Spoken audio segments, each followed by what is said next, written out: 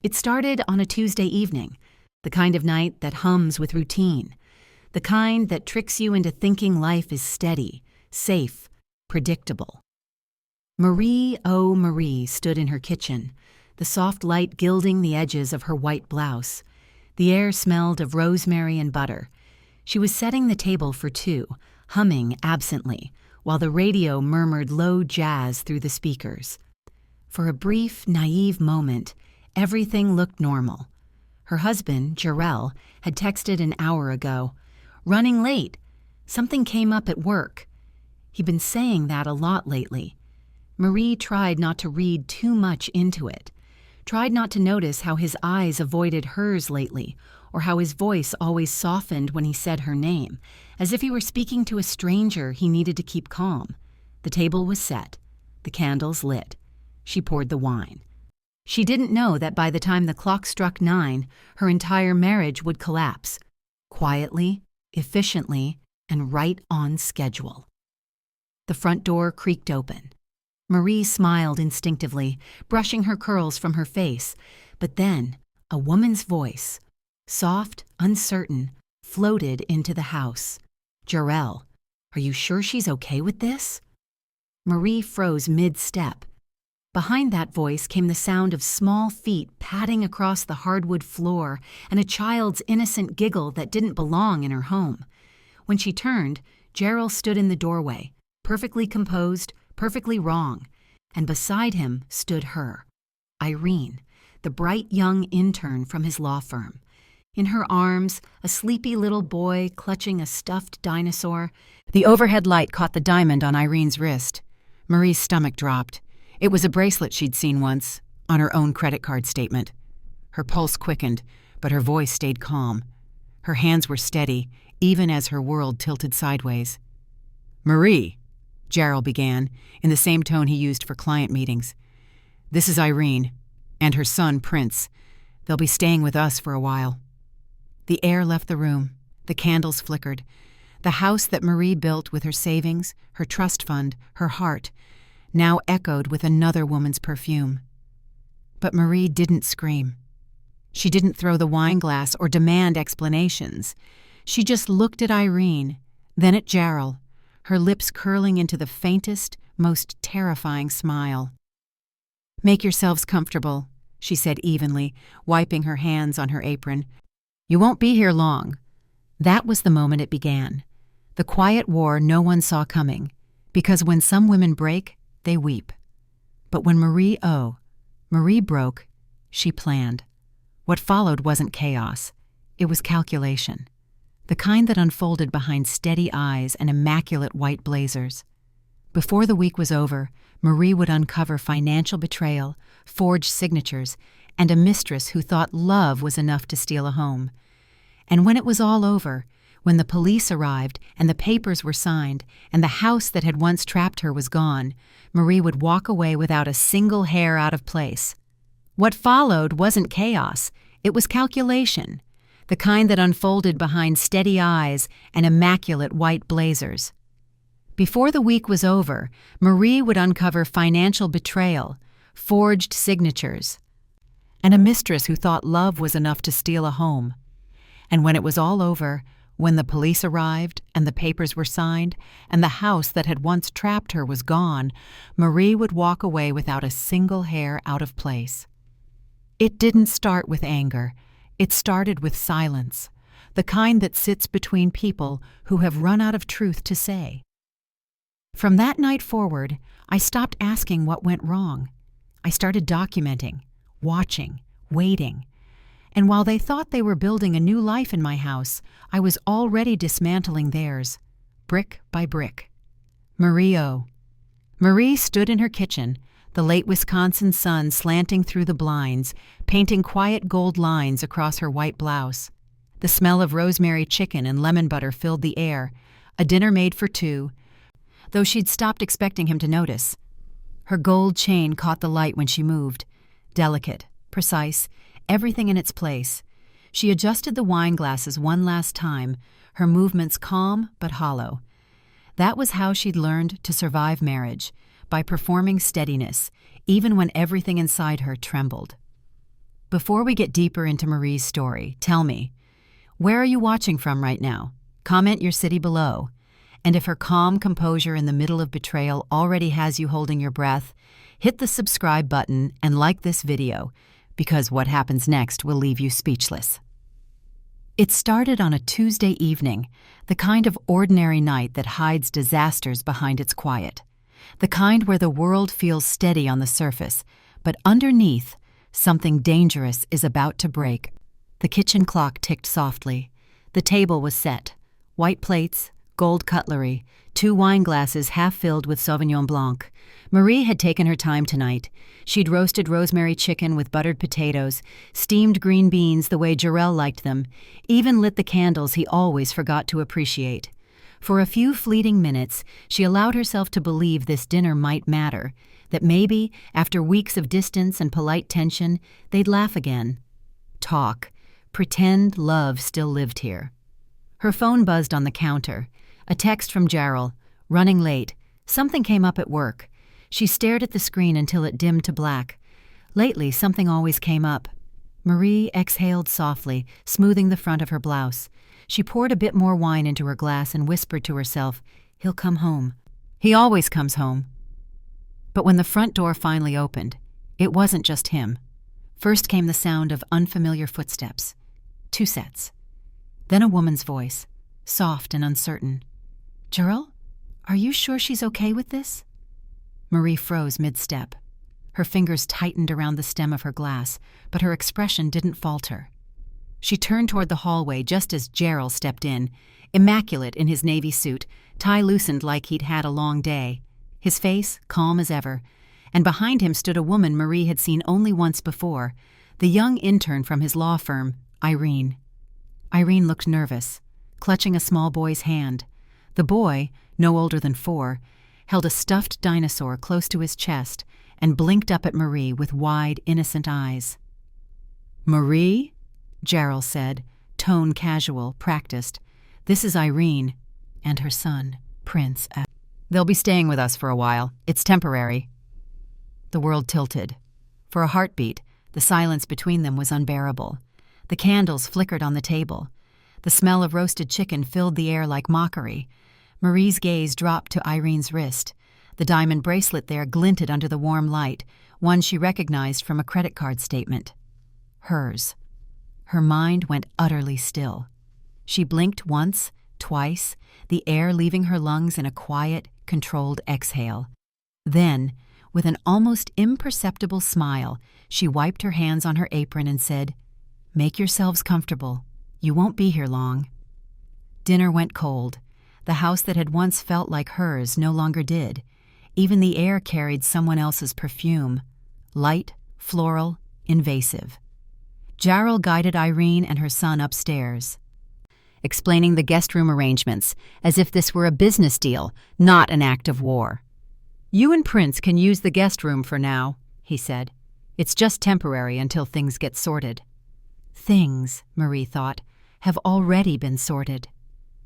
She sat down at the dining table and stared at the untouched plates. 2 meals that would never be eaten. The candle wax dripped slowly onto the white tablecloth like quiet tears. From upstairs came the sound of laughter, a small boy's giggle, a woman's voice, Jarrell's voice, low and gentle, saying, "Good night, buddy." Marie's lips pressed into a thin line. Her reflection shimmered faintly in the wine glass. She didn't look like a woman betrayed. She looked like someone remembering exactly how much she owned and how much power that gave her. Later that night, Jarrell came downstairs.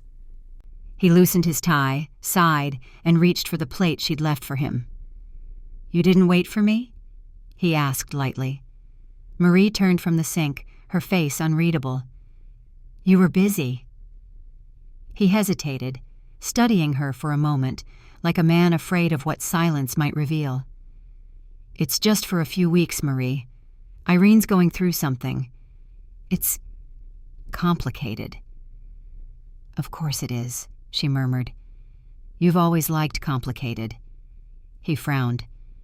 "Don't start. I'm trying to help someone who needs me." Her voice was calm, too calm. You already have someone who needed you, Jarrell. But I guess she wasn't enough. The words hit harder than she expected, but she didn't let him see. She turned back to the sink, rinsed the plate, and wiped her hands carefully. Behind her, he said softly, almost pleading, "You're overreacting. Don't make this harder than it needs to be." Marie smiled faintly, still facing away. "Oh, Jarrell, you have no idea how hard this is about to get." That night, she couldn't sleep. The sound of muffled conversation drifted through the walls. She imagined Irene's soft laughter, Jarrell's low murmurs. At 2 a.m., Marie slipped out of bed and walked quietly through the dark house. She stopped at the door of the guest room, her hand hovering over the knob. Through the crack she could see them, the woman and her child, sleeping peacefully beneath her roof. For a brief second, she felt something unexpected. Not rage, not heartbreak, clarity. She stepped back and whispered to herself, "He brought her into my house. My house." Marie went to her office downstairs. The faint moonlight spilled across her desk. She unlocked the drawer where she kept her financial files, old mortgage papers, her pre-marriage trust agreement, property deeds. There it was, in black and white. The house was hers. Legally, solely, irrevocably hers. A strange calm settled over her. She traced the edges of the papers with her fingertips and whispered, "You thought you were moving her in, Jarrell, but what you really did was move yourself out." She gathered the documents neatly, slid them into a file, and placed it back into the drawer. Then she looked around her office, at the framed photos, the diplomas, the books she'd bought, the things she built. Every inch of this place carried her signature, not his. When she finally climbed back into bed, she stared at the ceiling until dawn painted soft light across the room. The day had started like any other, but nothing was the same now. Jarrell thought she'd fall apart, that she'd scream or beg or threaten to leave. He didn't know that Marie never raised her voice to win. She used silence to plan. That was the night everything shifted.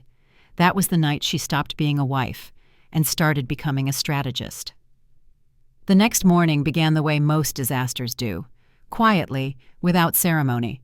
The snow outside had hardened overnight, leaving the lawn glazed with frost that caught the early sun like crushed glass. Marie stood by the kitchen window with her coffee, watching the light shift across the porch railings. From upstairs, she heard faint laughter, the bright, shrill sound of a child playing where he shouldn't. When she turned from the window, Irene was there in the kitchen doorway. She'd wrapped herself in one of Jarrell's robes, the navy one Marie had bought him last Christmas, the one that still carried the faint scent of his cologne. It hung awkwardly on Irene's smaller frame, sleeves too long, belt tied clumsily at the waist. "Good morning," Irene said, voice chipper, pretending not to notice the tension that hummed between them. "Prince woke up early. I hope he didn't disturb you." Marie smiled politely, taking another sip of coffee. "Children are early risers. It's natural." She didn't add the part where she'd been up since 4, staring at the ceiling, listening to the muffled conversation through the guest room wall. "Can I use your blender?" Irene asked, gesturing to the marble counter. "Prince loves smoothies in the morning." "Of course," Marie said smoothly, stepping aside. "Everything in this house is available, within reason." Irene smiled uncertainly, sensing the edge but pretending not to. As the blender roared to life, Marie leaned agay. It started on a Tuesday evening, the kind of ordinary night that hides disasters behind its quiet, the kind where the world feels steady on the surface, but underneath, something dangerous is about to break. The kitchen clock ticked softly. The table was set, white plates, gold cutlery, 2 wine glasses half filled with Sauvignon Blanc. Marie had taken her time tonight. She'd roasted rosemary chicken with buttered potatoes, steamed green beans the way Jarrell liked them, even lit the candles he always forgot to appreciate.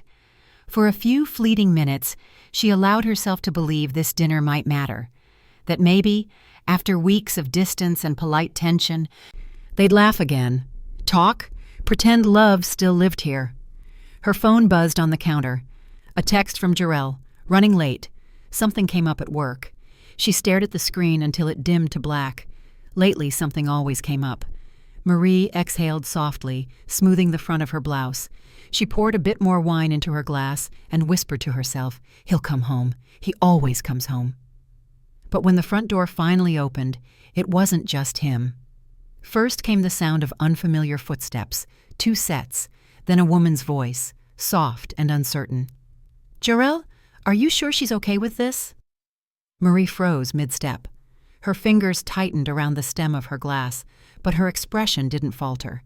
She turned toward the hallway just as Jarrell stepped in, immaculate in his navy suit, tie loosened like he'd had a long day. His face, calm as ever, and behind him stood a woman Marie had seen only once before, the young intern from his law firm, Irene. Irene looked nervous, clutching a small boy's hand.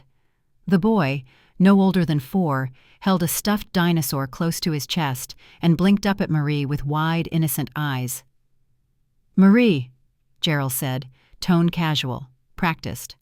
"This is Irene, and her son, Prince. They'll be staying with us for a while. It's temporary." The world tilted. For a heartbeat, the silence between them was unbearable. The candles flickered on the table. The smell of roasted chicken filled the air like mockery. Marie's gaze dropped to Irene's wrist. The diamond bracelet there glinted under the warm light, one she recognized from a credit card statement. Hers. Her mind went utterly still. She blinked once, twice, the air leaving her lungs in a quiet, controlled exhale. Then, with an almost imperceptible smile, she wiped her hands on her apron and said, "Make yourselves comfortable. You won't be here long." Dinner went cold. The house that had once felt like hers no longer did. Even the air carried someone else's perfume, light, floral, invasive. Jarrell guided Irene and her son upstairs, explaining the guest room arrangements as if this were a business deal, not an act of war. "You and Prince can use the guest room for now," he said. "It's just temporary until things get sorted." Things, Marie thought, have already been sorted. She sat down at the dining table and stared at the untouched plates, 2 meals that would never be eaten. The candle wax dripped slowly onto the white tablecloth like quiet tears. From upstairs came the sound of laughter, a small boy's giggle. A woman's voice, Jarrell's voice, low and gentle, saying, "Good night, buddy." Marie's lips pressed into a thin line. Her reflection shimmered faintly in the wineglass.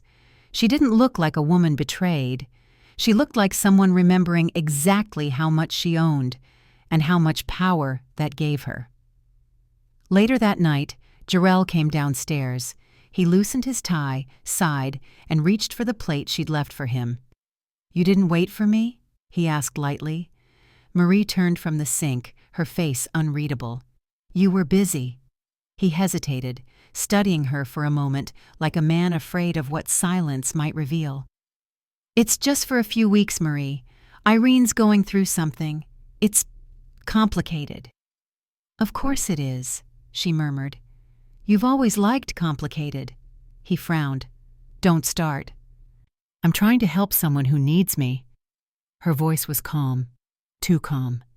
"You already have someone who needed you, Jarrell, but I guess she wasn't enough." The words hit harder than she expected, but she didn't let him see. She turned back to the sink, rinsed the plate, and wiped her hands carefully. Behind her, he said softly, almost pleading, "You're overreacting. Don't make this harder than it needs to be." Marie smiled faintly, still facing away. "Oh, Jarrell, you have no idea how hard this is about to get." That night, she couldn't sleep. The sound of muffled conversation drifted through the walls. She imagined Irene's soft laughter, Jarrell's low murmurs. At 2 a.m., Marie slipped out of bed and walked quietly through the dark house. She stopped at the door of the guest room, her hand hovering over the knob. Through the crack, she could see them, the woman and her child, sleeping peacefully beneath her roof. For a brief second, she felt something unexpected. Not rage, not heartbreak, clarity. She stepped back and whispered to herself, He brought her into my house. My house. Marie went to her office downstairs. The faint moonlight spilled across her desk. She unlocked the drawer where she kept her financial files, old mortgage papers, her pre-marriage trust agreement, property deeds. There it was, in black and white. The house was hers. Legally, solely, irrevocably hers. A strange calm settled over her. She traced the edges of the papers with her fingertips and whispered, "You thought you were moving her in, Jarrell, but what you really did was move yourself out." She gathered the documents neatly, slid them into a file, and placed it back into the drawer. Then she looked around her office, at the framed photos, the diplomas, the books she'd bought, the things she built. Every inch of this place carried her signature, not his. When she finally climbed back into bed, she stared at the ceiling until dawn painted soft light across the room. The day had started like any other, but nothing was the same now. Jarrell thought she'd fall apart, that she'd scream or beg or threaten to leave. He didn't know that Marie O'Marie never raised her voice to win. She used silence to plan. That was the night everything shifted. That was the night she stopped being a wife and started becoming a strategist. In's the counter, arms folded, watching. Irene moved through her kitchen like she belonged there, opening cabinets, reaching for glasses, humming under her breath. The tune was unfamiliar, a cheap pop melody Marie wouldn't have tolerated in her space before. When the blender stopped, Irene poured 2 glasses, one for herself, one for Prince. She turned and almost shyly said, "Would you like one?" Marie's eyes flickered to the cutting board. Rosemary, garlic, lemon zest, all the things she'd prepped the night before. Irene had used them this morning for her smoothie. "I'm fine," Marie said, her voice polite, measured. "I prefer my mornings. Uncomplicated." By the 3rd day, the guest room was no longer the guest room. Toys littered the carpet. Irene's clothes hung in the closet beside Jarrell's spare suits. Prince's drawings were taped to the refrigerator right over Marie's neatly arranged grocery lists. Every surface of the house began to change, little by little, like an infection spreading. Jarrell, once meticulous about order, didn't seem to notice. He came home later each night, his excuses predictable. Late meeting. Traffic. Prince wasn't feeling well. When he did come home, he went straight upstairs to help Irene settle the boy. Sometimes he didn't come back down. Marie didn't question it. She didn't cry. She simply observed. At dinner one night, Irene laughed too loudly at something Jarrell said. Her hand brushed his arm. The gesture was practiced, intimate, unthinking. Jarrell didn't flinch. He didn't even look at Marie to gauge her reaction. Marie spooned mashed potatoes onto her plate with surgical precision. "So," she said evenly, "how was work, Jarrell?" He looked up, startled by the calmness in her voice. "Busy," he muttered. "We're closing a case." "Oh?" she said. "That's wonderful. You've always been good at handling complicated situations." He glanced at her, eyes narrowing slightly. "Is there something you're trying to say, Marie?" She smiled faintly. "Only that I admire your ability to juggle so much at once. Truly." Irene excused herself quickly, cheeks flushed, muttering something about getting dessert. The silence that followed was brittle enough to snap. Jarrell finally said, "You're making this uncomfortable for everyone." "I'm not making anything," Marie replied softly. "I'm simply watching it unfold." That weekend, Irene began taking liberties. She answered the door when deliveries arrived. She borrowed Marie's silk scarf for warmth. She opened Marie's mail by mistake, twice. The second time, Marie caught her in the act. "Oh, I'm so sorry," Irene said, laughing nervously, envelope half open in her hand. It said, "Oh, Marie," and I just assumed it was something for the household. Marie tilted her head. "You assumed wrong." She took the envelope gently, sliding the letter out. It was from the bank, an updated statement for her personal savings account. She read the figures silently, her face unreadable, then placed it neatly back into the envelope.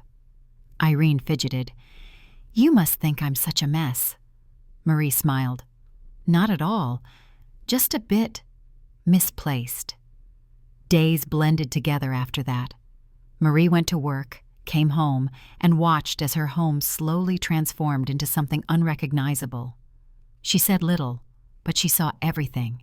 The lipstick stain on Gerald's coffee cup, the missing bottle of perfume from her dresser, the way Prince called out "Daddy" every time Gerald walked through the door. His small voice echoing through the hall like a cruel joke. It was almost impressive, the speed with which they made themselves comfortable. But the thing about comfort, Marie thought, was that it only lasted as long as someone else allowed it. One night, unable to sleep, she went downstairs for water. On the counter, under the soft hum of the fridge light, she noticed a folded receipt. She reached for it without thinking. The name printed across the top made her still. Tiffany & Co. Her eyes moved down the page. Diamond tennis bracelet. $3,200. Payment method. Marie O'Marie Visa, ending in 42. Delivery address. Irene Blake. The room seemed to grow colder around her. For a long time she just stood there, the paper trembling slightly in her hand. Then she placed it back exactly where she'd found it and took a slow breath, in and out, until her heartbeat steadied. In the reflection of the dark kitchen window, she could see her own face, calm, deliberate, almost serene. Upstairs she heard the faint creak of floorboards, Gerald moving, Irene whispering, a child turning in his sleep. She folded her arms, the corners of her mouth lifting slightly. "He thinks I'll break," she whispered to the empty kitchen. "He forgot who built this home." From that night on, Marie began to document everything. Not out of paranoia, out of precision. Dates, times, transactions, changes in Gerald's tone, in Irene's wardrobe, in the mail that mysteriously arrived under new names.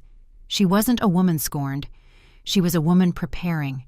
Every betrayal, every careless move, every whispered lie, she wrote it all down. She'd built this home once out of love. Now she was going to rebuild it out of vengeance. And when it was done, when the reckoning came, she'd make sure that both Gerald and his mistress understood what it truly meant to lose everything. Because Marie O'Marie didn't need to fight to win.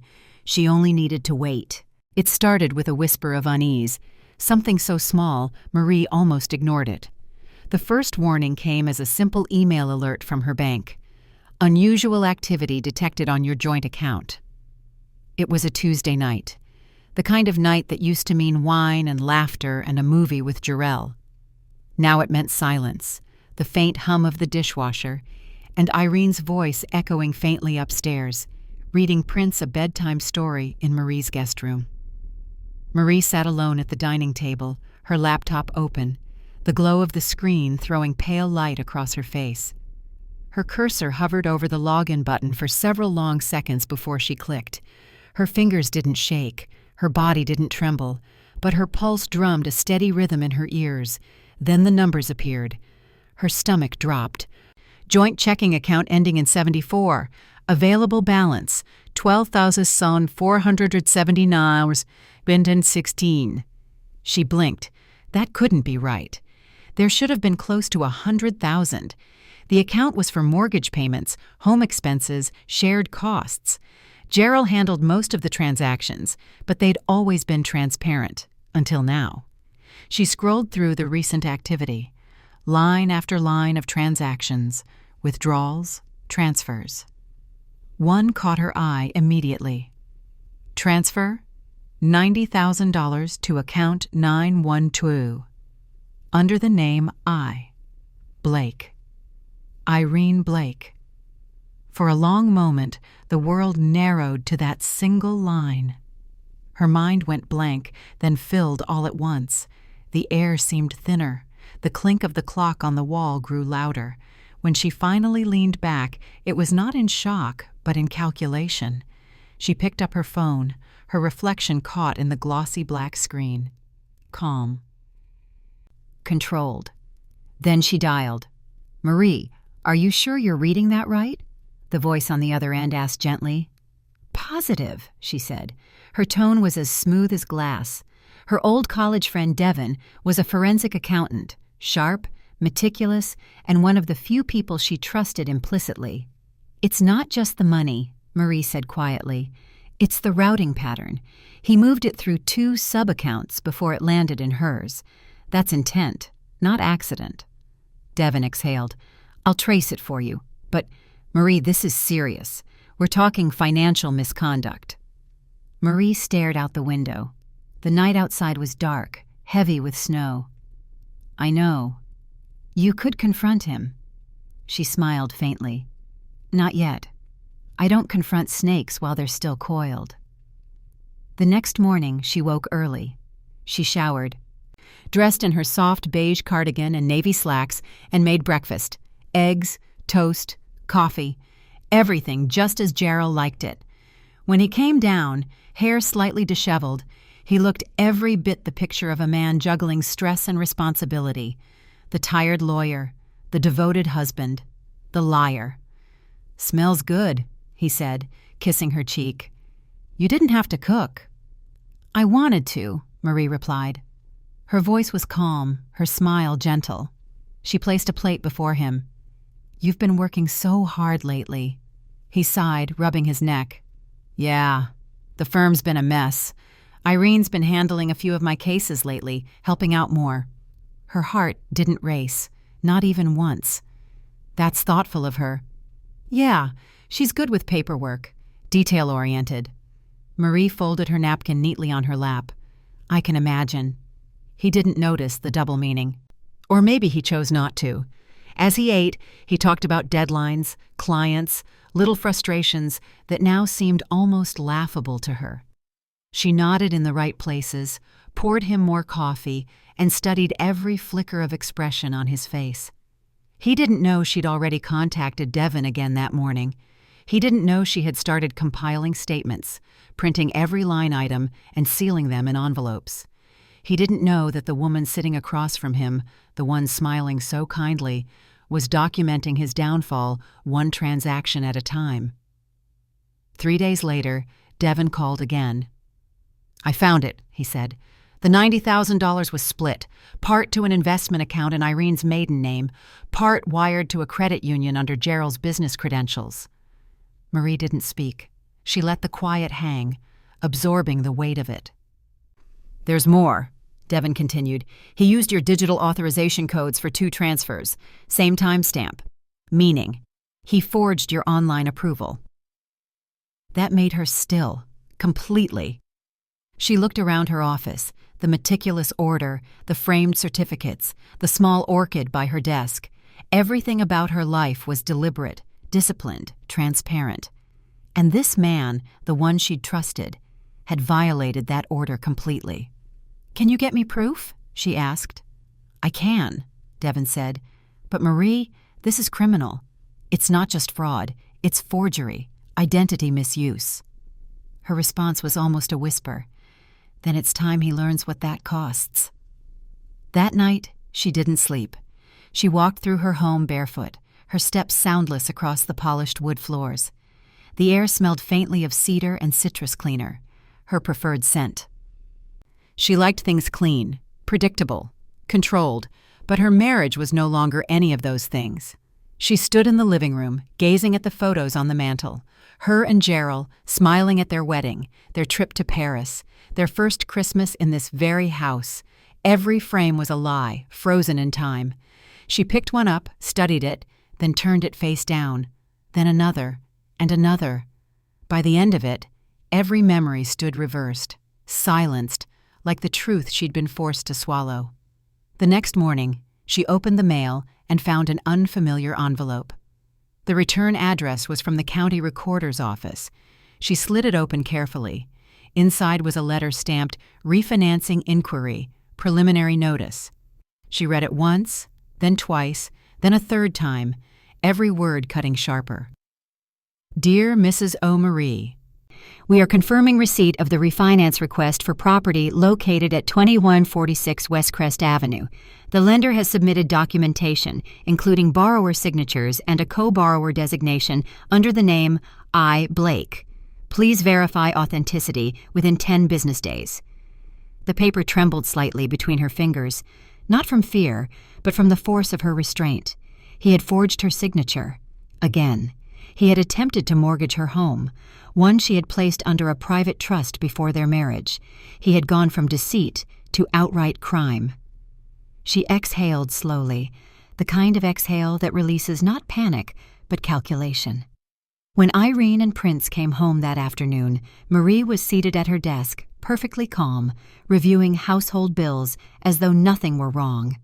Irene lingered in the doorway. "You look so serious," she said lightly. "Work trouble?" Marie looked up, her eyes unreadable. "Something like that." "Gerald mentioned you're really good with finances," Irene said, stepping closer, trying to peek at the papers. "He said he's lucky to have you handle the boring stuff." Marie smiled faintly, folding the letter shut. "He's right. Numbers don't lie, even when people do." That evening, Jarrell came home with flowers. Cheap ones, grocery store kind. A peace offering from a man who thought charm could disguise guilt. "I thought you could use these," he said, setting them on the counter. Marie touched one of the petals lightly. "They're lovely." He smiled, relieved. "See? I still know what you like." Her gaze lifted slowly to meet his. "Do you?" He hesitated. "Of course I do." She nodded, setting the flowers aside. "Then you'll understand why I'm cleaning out the filing cabinet this week. I think it's time I get our paperwork in order." "Paperwork?" "Just routine," she said. "You know me. I like things neat." He laughed, shaking his head. "You always were the organized one." "I still am," she murmured. That night, after everyone had gone to bed, Marie stayed awake printing. Every statement, every transfer, every signature, she printed them all. Then she sealed them in a manila envelope, labeled in her small, perfect handwriting. Evidence, personal records. She drove out to her office storage unit under cover of darkness and slipped the envelope into a locked drawer. When she returned home, the house was still. The snow outside glowed faintly under the streetlight. She stood at the foot of the stairs, listening to the faint sound of breathing from upstairs. Her husband, his mistress, and their son sleeping under her roof. Her jaw clenched. "He thinks this is about another woman," she whispered to the silence. "But it's bigger than that." She turned off the lights, her reflection fading in the darkened glass. "He isn't just cheating with another woman," she said softly, almost to herself. "He's cheating me out of my life." And from that moment on, Marie stopped waiting for answers. She started preparing for war. The next morning, Marie woke before sunrise. The sky outside her bedroom window was still a dark shade of indigo, the first light of day barely seeping through the blinds. She sat at her vanity, brushing her hair in silence. Her reflection in the mirror looked calm, too calm, the kind of stillness that came only when fury had burned itself down to cold calculation. Downstairs she could hear faint laughter, soft, intimate, domestic. Irene's voice, then Gerald's. The sound drifted through the hall like the mocking echo of everything her home used to be. She took one long breath, slipped on her cream wool coat, and picked up the envelope she had placed on the counter the night before. County Recorder's Office, Mortgage Inquiry. By the time she stepped outside, snow flurries were floating through the air, catching in her dark curls. Her car's engine purred to life, and she drove in silence through the icy Wisconsin streets, every mile sharpening her focus. The county recorder's office smelled faintly of paper, dust, and coffee. It was quiet, just the sound of keyboards clicking and the occasional shuffle of folders. A clerk at the front desk, a middle-aged man with kind eyes and a badge that read Samuel, looked up as she approached. "Good morning, ma'am. How can I help you today?" Marie smiled politely, though her voice carried steel beneath the softness. "I received a notice about a refinancing application filed under my property address. I'd like to review the records associated with that request." He nodded, tapping his keyboard. "Let's see. Address, please?" 20146 West Crest Avenue, she replied. His fingers clacked against the keys. After a few moments, his brow furrowed.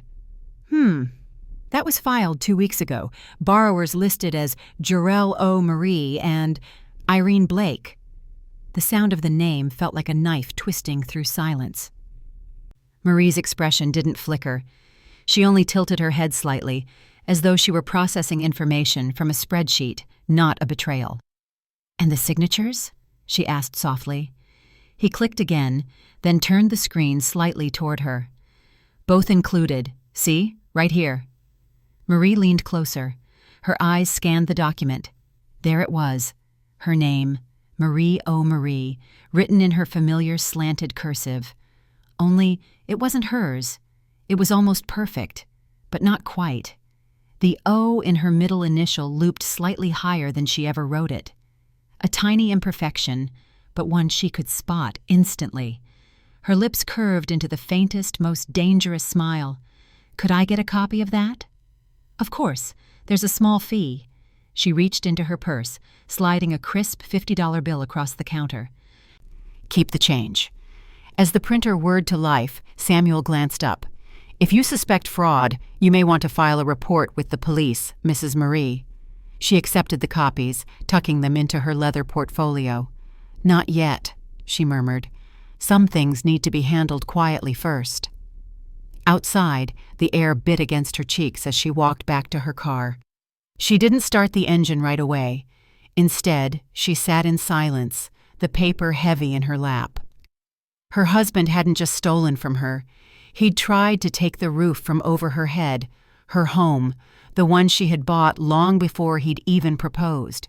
Every nail, every tile, every square inch of it had her signature written into the very deed.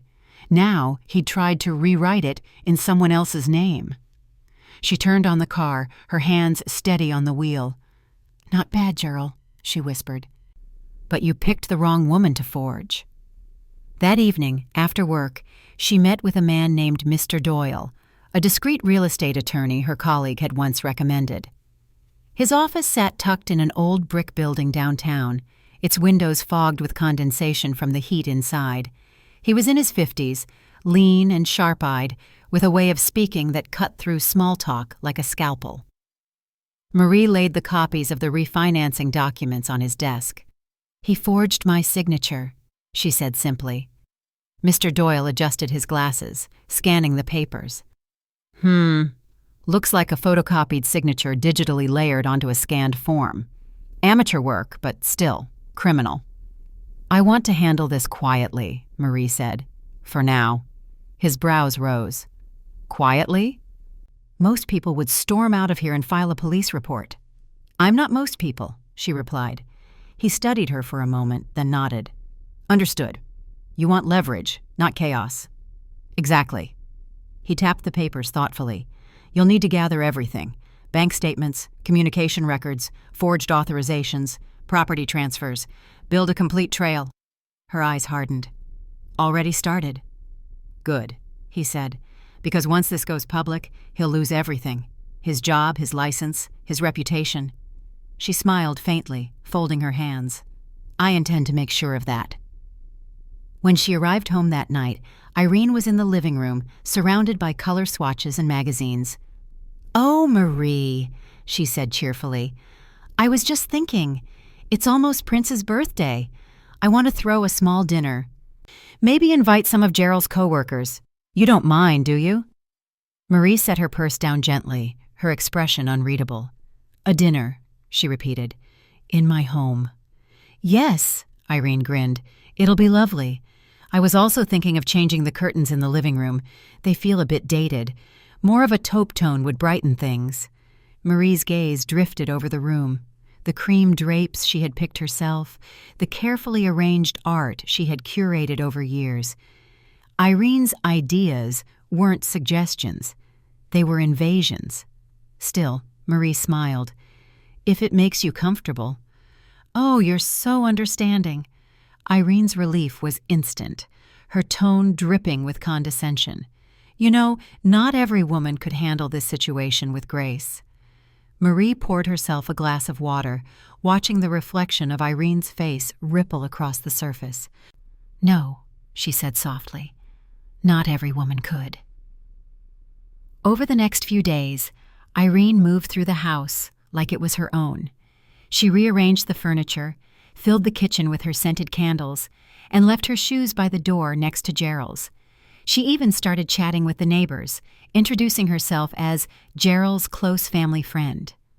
Marie watched it all, every laugh, every touch, every delusion. But she didn't react. She only observed, like a scientist cataloging a specimen.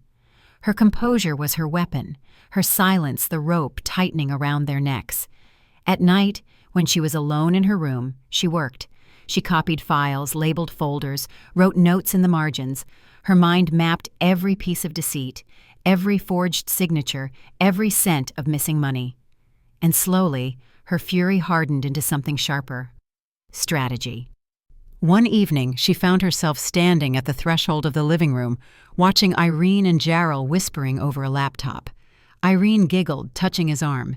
They didn't see her. They didn't even think of her. She turned quietly and walked upstairs, her heels soundless on the carpet. In her office, she sat at her desk and opened a new file folder. She titled it simply, Case Jarrell O. Marie. Fraud, Infidelity, Property Misuse. Inside, she placed everything, copies of the bank transfers, the refinance documents, even a printout of Irene's LinkedIn profile. Each page slid into the folder with precise care, like a blade being sharpened. When she finally closed it, she sat back, her gaze steady on the folder's neat black lettering. For the first time in weeks, her pulse slowed. Her breath steadied. "I stopped thinking of it as my marriage," she whispered into the stillness. "I started thinking of it as a case file." And with that, Marie O'Marie, the betrayed wife, ceased to exist. In her place stood something far more dangerous, a strategist, a woman with evidence, purpose, and nothing left to lose. The first snowstorm of February came with an eerie quiet, the kind that muffled even the sound of betrayal. The city moved slower that week, its streets buried in white silence, but inside Marie's mind, everything was accelerating. She'd built her life around precision, numbers, reports, marketing projections, everything with an order and a pattern. But what she was uncovering now followed no logic, no ethics, only greed. Marie sat in her office late one evening, the glow of her laptop screen reflecting off her glasses. She was combing through Jarrell's financial history again, something she'd done countless times, but tonight she was following a new lead, a breadcrumb trail left behind by arrogance. A transaction labeled Consulting Madison Ventures LLC appeared multiple times across their joint accounts, each one corresponding to the same week Jarrell's firm handled a multi-million-dollar client escrow. At first, it looked like a simple oversight, but the sums were too neat. $25,000, $15,000, $30,000, clean, round figures transferred on Fridays after firm deposits. She opened a new browser tab and searched Madison Ventures LLC. The site was a graveyard of broken links, but the contact address caught her attention. Irene Blake, CEO. Marie leaned back slowly, her pulse steady, but her mind electric. Irene's failed skincare company, the one that had folded 2 years ago, wasn't dead. It had been revived, quietly, using stolen money. Her phone buzzed. A text from Caleb Hartman, a longtime friend and one of the firm's senior accountants. "Caleb, we need to talk, privately. Something's wrong with Jarrell's client accounts." Marie, "Meet me at the Coffee Vault, 9 a.m. The next morning, the cafe was quiet, except for the low hum of jazz and the hiss of the espresso machine. Marie sat in the corner booth, her white coat draped neatly beside her, her notebook already open. Caleb arrived looking nervous, scanning the room before sliding into the seat across from her. "I shouldn't even be telling you this," he said under his breath, "but you need to know what's going on." "Then tell me," she said calmly, folding her hands. He hesitated, then leaned in. "Jarrell's been moving money from client trust funds into an unregistered account. It's disguised as an investment shell. The withdrawals are small enough to avoid audit alerts, but they've been accumulating for months." Marie said nothing, only lifted an eyebrow. Caleb swallowed. "I traced one of the recipient accounts. It's under Irene Blake." The name dropped between them like ice.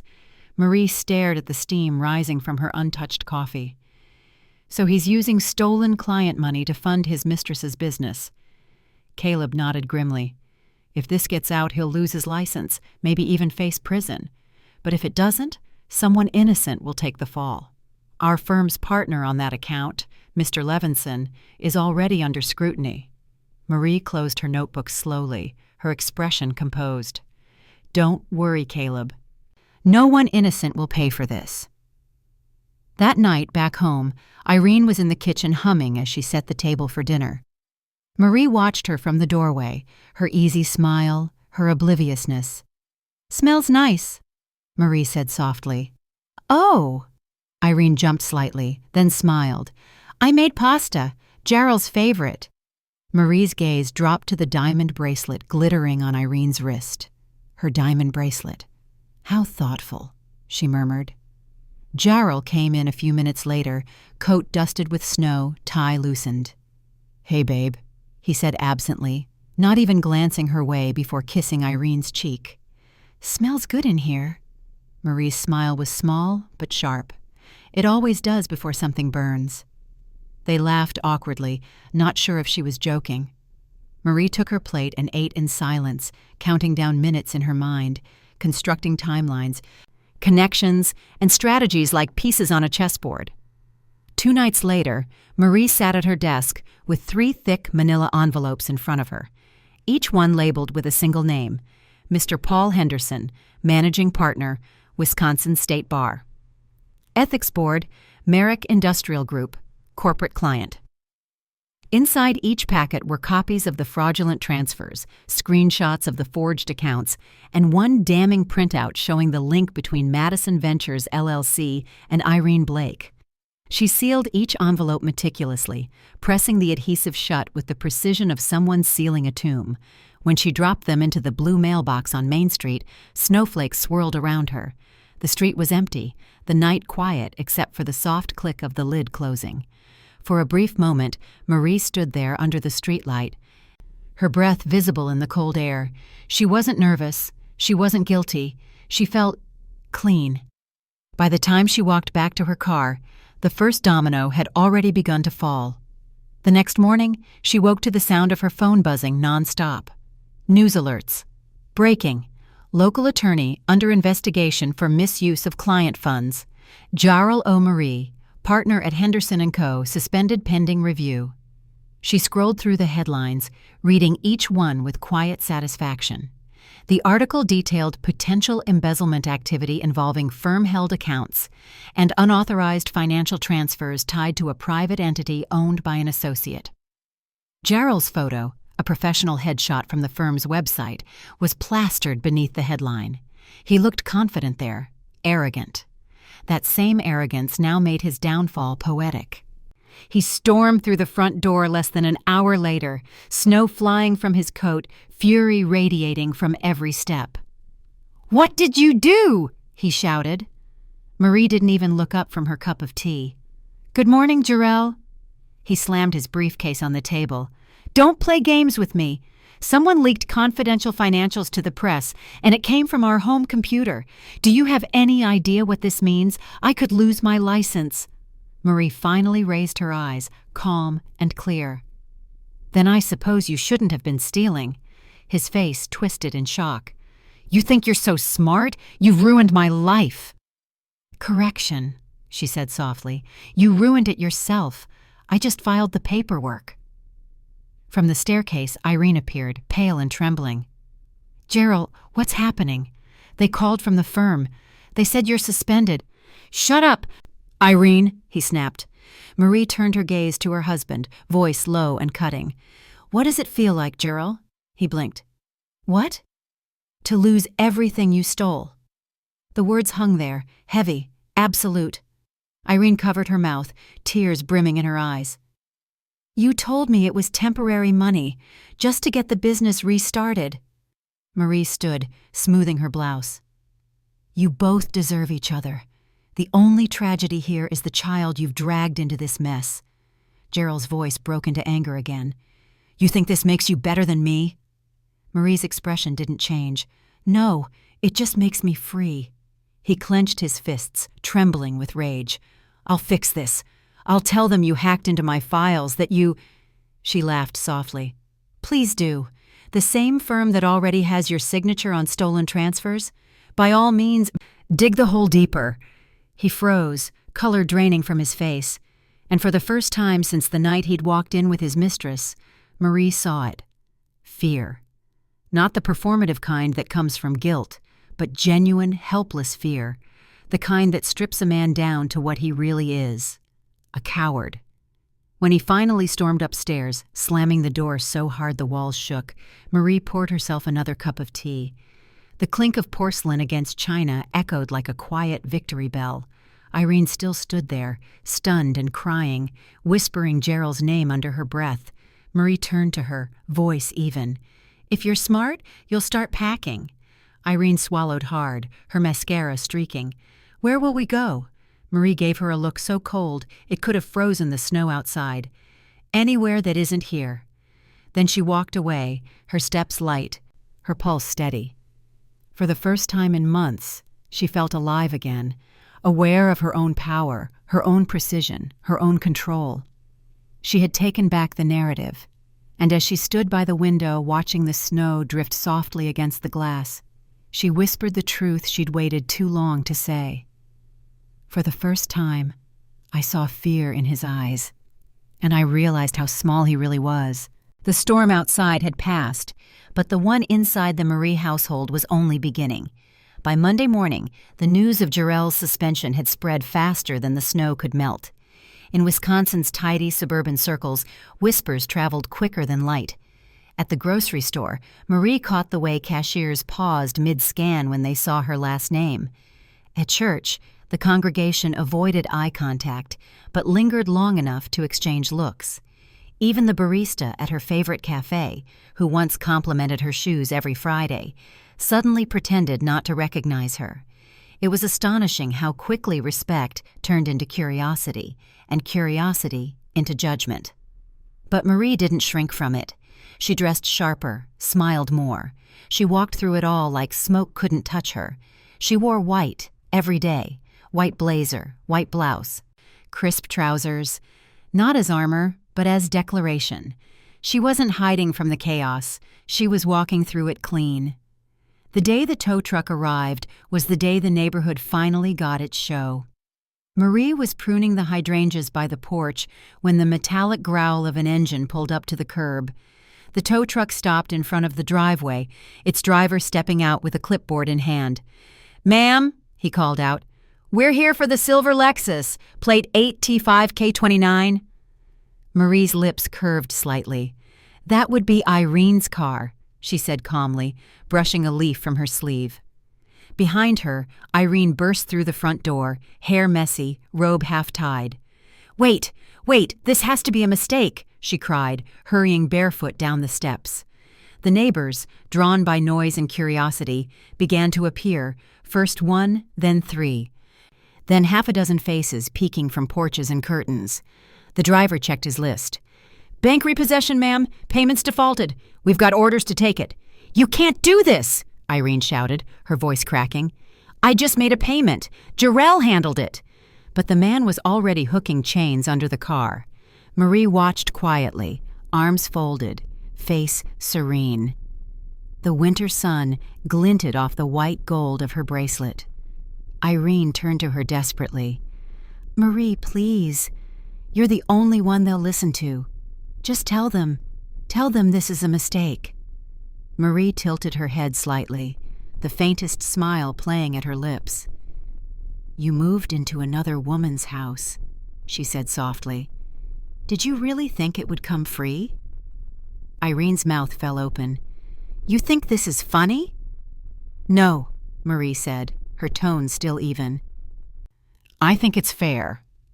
The truck door slammed, the engine roared, and just like that, the Lexus, the gleaming symbol of Irene's delusions, was gone. The neighbors dispersed, but the whispers remained. Later that afternoon, Jarrell came home in a fury. His coat was wrinkled, his tie undone, his voice hoarse from shouting. "You humiliated me," he spat, slamming the door behind him. "You think this makes you look strong? You've ruined my reputation." Marie didn't look up from her laptop. "I didn't publish those articles, Jarrell. Your actions did." "You could have defended me." She arched an eyebrow. "Defended fraud? Forgery? Theft? Which crime exactly would you like me to stand behind?" He ran a hand through his hair, pacing. "You don't understand how this works. I can fix it. I just need time, some money to pay off the firm's auditors. Maybe reach a deal. If you could just transfer a little from your savings." Marie closed the laptop and stood, moving with slow, deliberate grace. "So now you need my money to cover the mess you made with hers." "Marie, don't twist this," he said, his tone softening, slipping into manipulation. "You've always been the level-headed one. You know how much I've sacrificed for us." Her laugh was low, bitter, almost elegant. "Sacrifice?" she echoed. "You brought another woman into my home and forged my name on a mortgage. Forgive me if I fail to see the nobility in that." He dropped his gaze, guilt flickering briefly in his expression. "I just wanted to make things right," he muttered. "We can still fix this, you and me." Marie stepped closer, her voice lowering to a whisper that was somehow sharper than a shout. "You can't fix what I've already dismantled," he blinked. "What?" She smiled faintly. "Nothing. Dinner's on the stove." Over the next week, Marie played her role flawlessly. She was the forgiving wife, gracious, composed, even sympathetic. She let Jarrell sleep in their room again. She smiled when Irene lingered awkwardly, unsure of her place.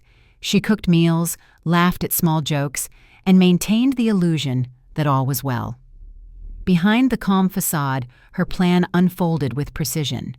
Each morning, before leaving for work, she called Mr. Doyle, her discreet attorney, and reviewed paperwork. They discussed one topic only: the deed. Years ago, before she'd ever said, "I do," Marie's father had insisted on a trust. The house was purchased under that trust, legally tied to her maiden name and protected against marital claims. She'd never mentioned it. Jarrell had assumed it was their home. He'd assumed wrong.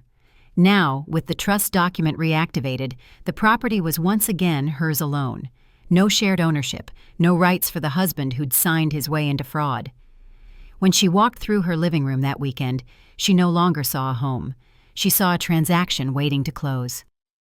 That Saturday, Jarrell sat at the dining table, staring into his cold coffee, unshaven and defeated. Irene hovered near the staircase, restless and anxious. Marie entered the room in her signature white blazer, her phone pressed lightly to her ear. "Yes," she said calmly. "I received the offer. I'll have my attorney send the contract first thing Monday morning." She ended the call and set the phone down. Irene frowned. "What offer?" Marie smiled. "Just business." Jarrell looked up suspiciously. "What kind of business?" "The kind you'll hear about soon enough," she said. Her tone was light, almost sweet, but behind her eyes something sharp gleamed. Resolve, victory, control. As she walked away, the snow outside began to fall again, soft, deliberate, silent. And upstairs, in her private office, the document sat ready. Property listing agreement. Owner, Marie O. Marie, trustee. She looked at the papers once more, running her fingers across her name. It was time. "They think I'm forgiving them," she whispered, her reflection steady in the window. "But I'm already selling their shelter." And as she watched the flakes drift down against the glass, a calm smile touched her lips. The storm wasn't over. It was just moving indoors. The days that followed unfolded like a stage play, scripted, rehearsed, and perfectly under Marie's control. To the outside world, it seemed as though the Marys were reconciling. The neighbors had stopped whispering quite so loudly, Irene had toned down her smugness, and even Jarrell appeared calmer, convinced the storm had passed. Marie let them believe it. Belief, she'd learned, was the most effective disguise for manipulation. Every morning, she brewed coffee, packed Gerald's briefcase, and smiled when he kissed her cheek before leaving. Every evening, she greeted him at the door, eyes soft, voice gentle. It was all theater, polished and practiced. She had turned her pain into performance. Gerald, ever the narcissist, mistook her grace for surrender. He thought her silence meant forgiveness.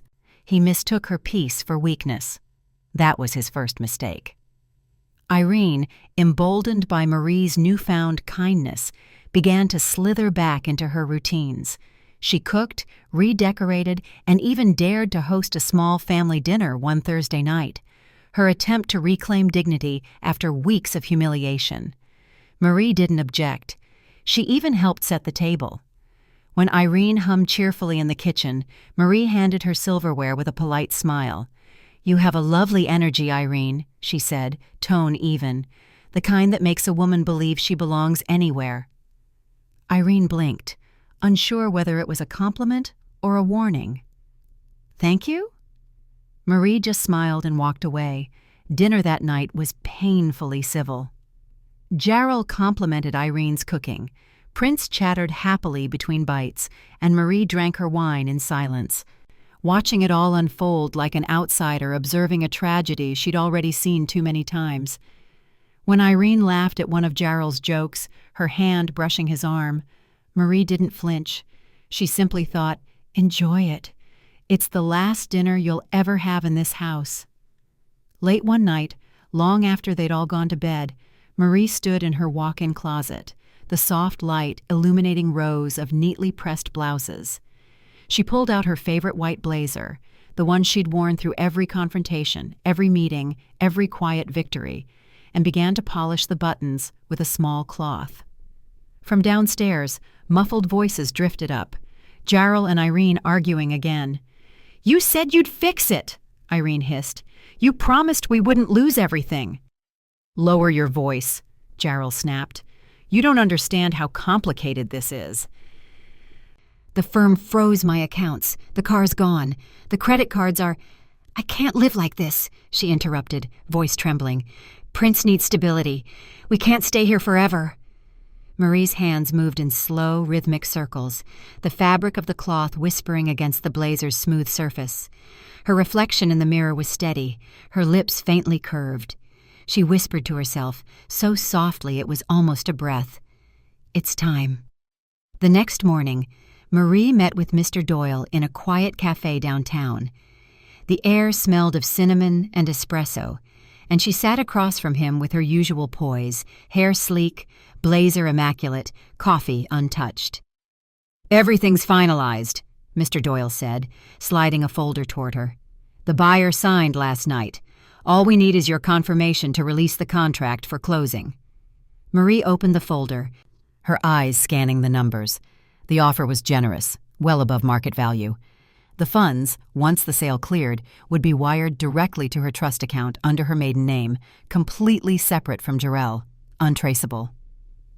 "And they're unaware of the co-ownership claim?" she asked. Doyle smiled faintly. "There is no co-ownership claim, Mrs. Marie. The trust predates your marriage. Legally, it's as if your husband never existed." She closed the folder, satisfaction flickering across her face. "Perfect." "You're sure about this?" Doyle asked quietly. "Once this goes through, he'll be homeless." Marie stirred her coffee slowly. "He made me a stranger in my own house," she said. "I'm simply returning the favor." When she returned home that evening, the house was quiet, the kind of quiet that hummed with tension. Gerald was sitting in the living room, surrounded by unopened mail, his expression grim. Irene hovered nearby, pacing. "I heard from the firm," he said without looking at her. "They're filing a full investigation. If they find proof I moved client funds, I'm done. Completely done." Marie removed her gloves, setting them neatly on the console. "That's unfortunate," she said evenly. He shot her a glare. "You sound real sympathetic." "I'm realistic," she replied. Irene scoffed. "You're enjoying this, aren't you? Watching us fall apart." Marie turned to her, eyes calm but cold. "Fall apart?" she repeated. "You two did that the moment you walked through my door." Jarrell stood, voice rising. "Enough, Marie. This constant smugness, acting like you're above it all. You're my wife, for God's sake." Marie's expression didn't waver. "Your former wife soon enough, though I doubt God would claim any part of what you've done." He froze, confusion flickering in his eyes. "What do you mean, soon enough?" She smiled faintly. "Patience, Jarrell. You'll see." That weekend, she prepared one last dinner. The house glowed under soft lighting, the table set with her best china, the air fragrant with slow-roasted lamb and rosemary.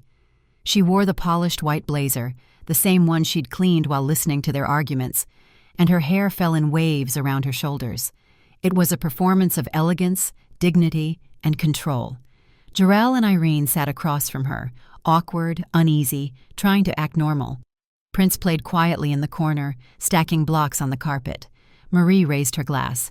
"To peace," she said smoothly. Jarrell hesitated, then clinked his glass against hers. Irene followed, forcing a smile. They ate in silence for a while, the air thick with unspoken dread. Every time Irene laughed nervously, Marie met her gaze with the calmness of someone who'd already won. Jarrell broke first. "Why are you doing this? Acting like everything's fine?" Marie smiled. "Because, Jarrell, everything is fine." He frowned. "You're lying." "No," she said softly. "I'm preparing." When dinner ended, Marie collected the plates herself, humming quietly. She felt their eyes follow her as she moved, Jarrell's suspicion, Irene's unease. As she rinsed the dishes, her reflection shimmered faintly in the kitchen window. Beyond the glass, the neighborhood slept, unaware that by sunrise, the house they all envied would no longer belong to the Marys. To anyone watching, she looked peaceful, serene even. But inside, a fire burned steady and precise. They thought she had surrendered. They thought the calm meant she'd broken. But what they didn't understand was that calm wasn't surrender. It was control. And as she dried her hands, her voice was a whisper only the night could hear. "They thought I'd stay broken. Instead, I learned how to rebuild with fire." The evening began like a lullaby for fools.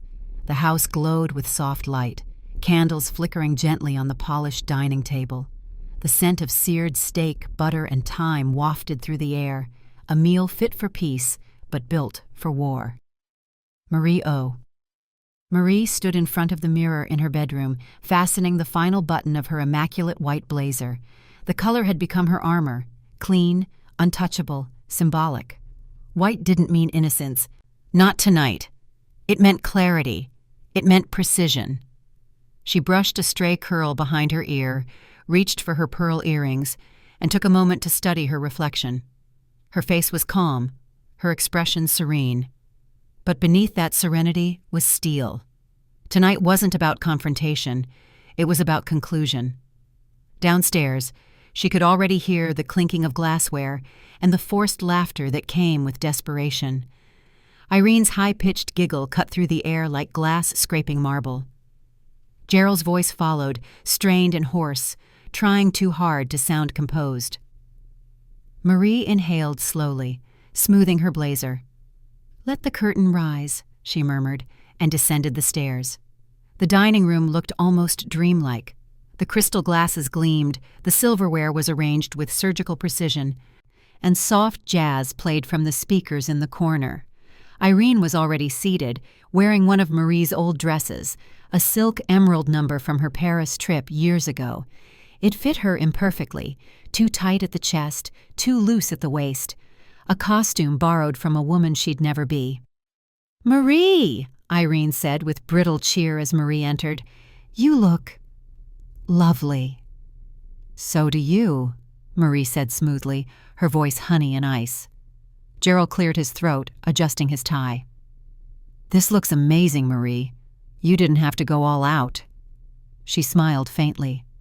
"I wanted tonight to be memorable." They sat. The meal began. Forks clinked, knives scraped, and polite conversation attempted to bridge a chasm too wide to cross. Prince sat quietly beside Irene, his small hands playing with a napkin, oblivious to the storm brewing in the adults around him. For a while, the dinner was civil, too civil, the kind of civility that burned like acid under the skin. Marie listened as Jarrell talked about finding a new legal opportunity, as Irene gushed about maybe starting fresh somewhere warmer. Marie nodded in all the right places, her eyes gentle, her tone measured. But beneath the surface, every word was counted, every second orchestrated. When dessert came, a rich chocolate mousse with raspberry glaze, Marie excused herself briefly. She walked to her office down the hall, her heels quiet on the polished wood floor. From the desk, she picked up her phone, already cued to play the voicemail. Then she returned to the table, phone in hand, and smiled. "I suppose it's time for a toast," she said softly, raising her glass. Jarrell blinked. "A toast?" "Yes," she replied. "To endings." And before either of them could react, she pressed the speaker icon on her phone. A man's voice filled the room, clear, professional, and devastatingly calm.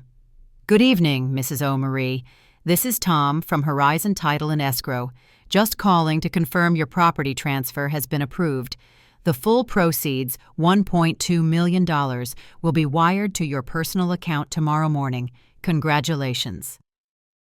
The silence that followed was surgical, clean, sharp, irreversible. Irene's fork slipped from her hand and clattered onto the plate. Jarrell froze mid-breath, color draining from his face. "You," he stammered. "You sold the house?" Marie's smile was faint, almost tender.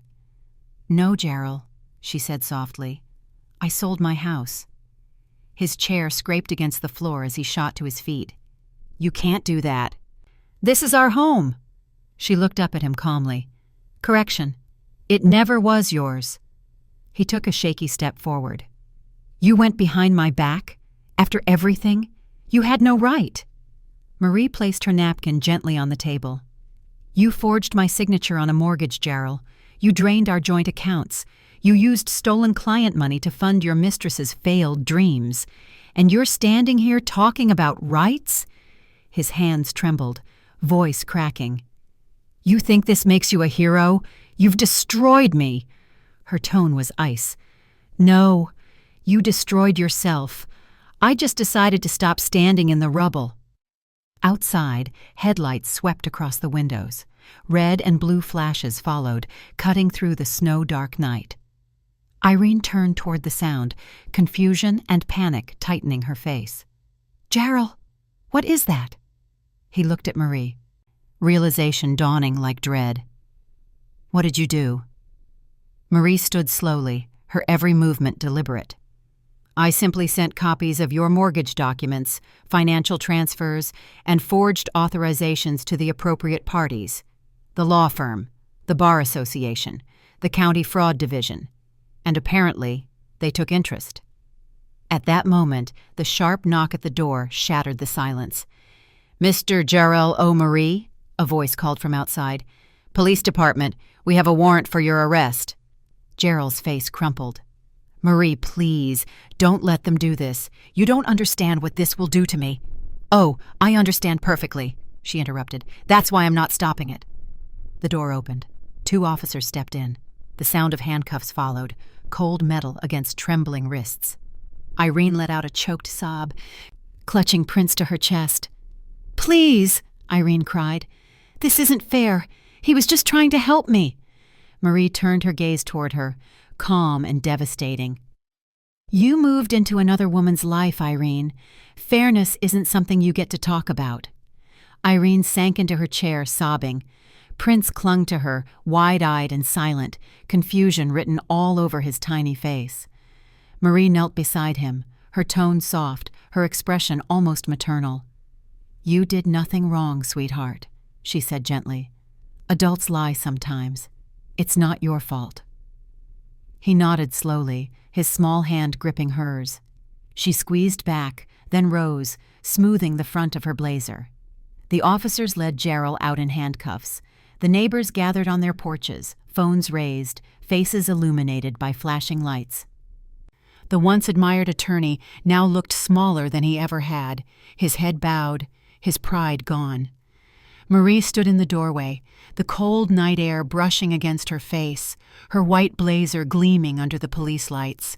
She didn't flinch. She didn't smile. She simply watched, her eyes steady, her breath visible in the freezing air. Inside, Irene sobbed quietly at the table, the candlelight flickering against her tear-streaked face. Prince fell asleep in her lap, exhaustion overtaking confusion. Marie turned back to the house one last time. The dishes gleamed. The wine glasses reflected the fading glow of blue and red.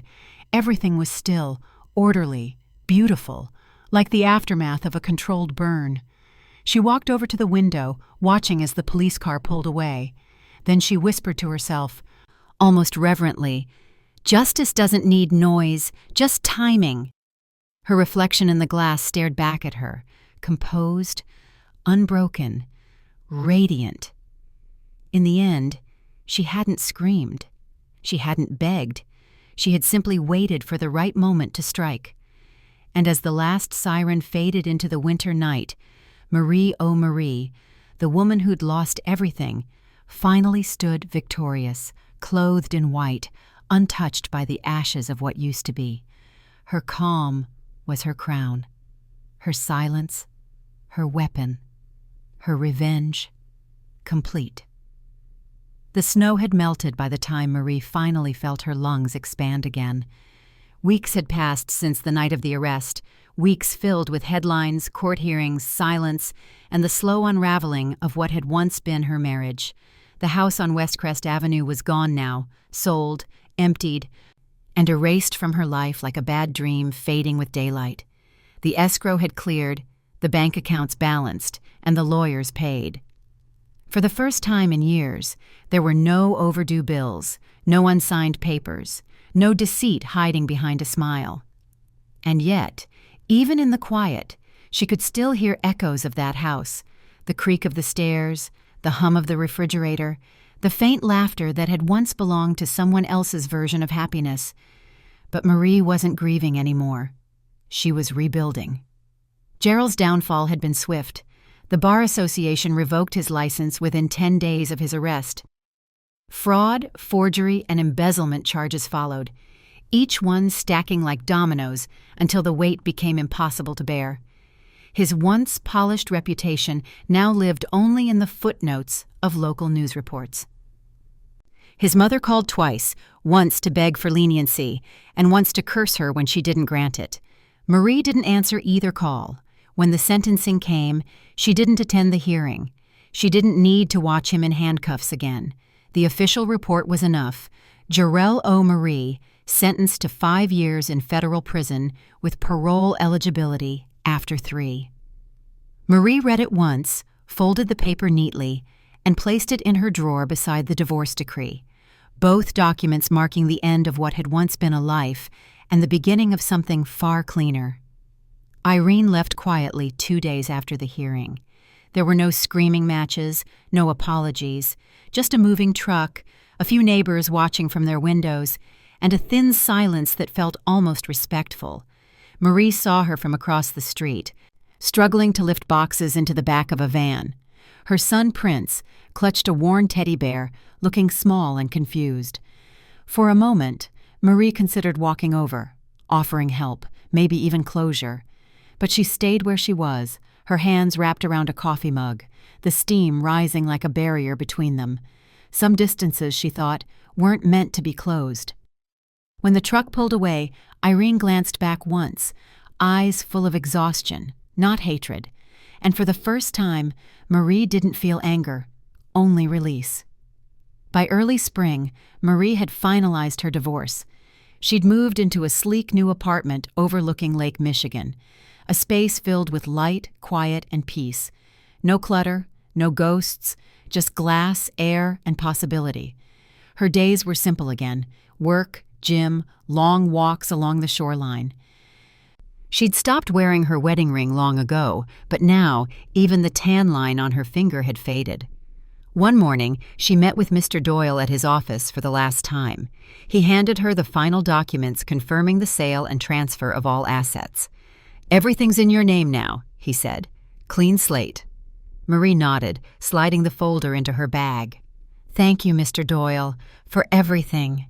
He smiled faintly. "Not every client walks away smiling after a case like this." Marie stood, buttoning her coat. "Not every client wins."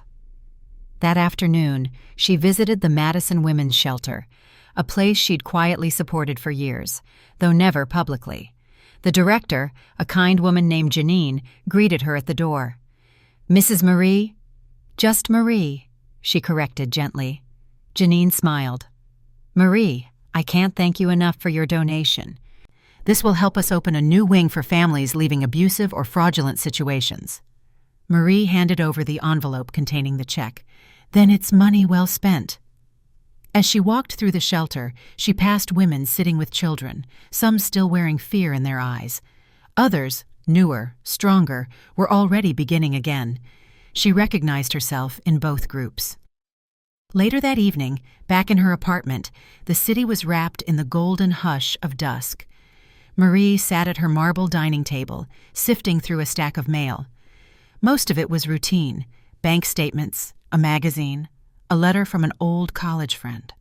But one envelope caught her eye, handwritten, no return address, slightly smudged at the corners. She opened it slowly. Inside was a single sheet of lined paper. The handwriting was messy, but familiar. "Marie, I know I have no right to write you. I lost everything: my home, my savings, my reputation.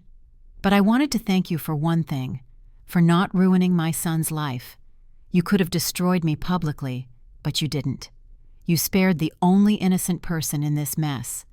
Whatever else I was to you, please know, I'll never forget that. Irene." Marie read the letter once, twice, then folded it neatly and set it aside. Her gaze drifted toward the window, where the sun was beginning to dip below the horizon, painting the lake in shades of amber and gold. For a long time, she said nothing. Then, softly, almost to herself, she whispered, "Some lessons are meant to ruin the teacher, not the student." Outside, the city lights flickered to life one by one, reflections shimmering across the water. Marie stepped out onto her balcony, her white robe fluttering in the breeze. The air smelled faintly of rain and renewal. She leaned against the railing, watching the waves lap against the pier below. The wind tugged gently at her hair, carrying with it the faint echo of everything she'd survived. There was no bitterness left, only clarity, the kind that comes when a storm finally clears and the air tastes new. She took a slow sip of her wine, her eyes fixed on the horizon where light met darkness. The same calm determination she'd felt the night everything began still lingered in her expression, only deeper now, earned, not borrowed. The past was ashes. The future was hers. And as the city hummed softly beneath her, Marie whispered her final truth into the quiet, her voice steady and sure. Gerald built a house out of lies. I sold it for peace and bought my freedom instead. Hey, if this story moved you today, take 1 second right now. Tap like, hit subscribe, and tell us in the comments what peace sounds like to you. 2 more stories about strength and second chances are waiting on your screen right now. Go ahead and click one. I'll meet you there.